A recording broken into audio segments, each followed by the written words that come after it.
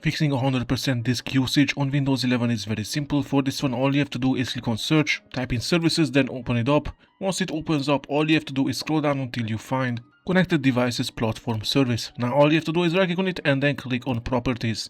Once this opens up, all you have to do is select the startup type and select Disabled, and then go ahead and stop it. Once that's done, you can go ahead and click on OK. We are not done yet. We have to scroll down for the next one, sysmain right here. Click on it, right click on it, and then click on Properties.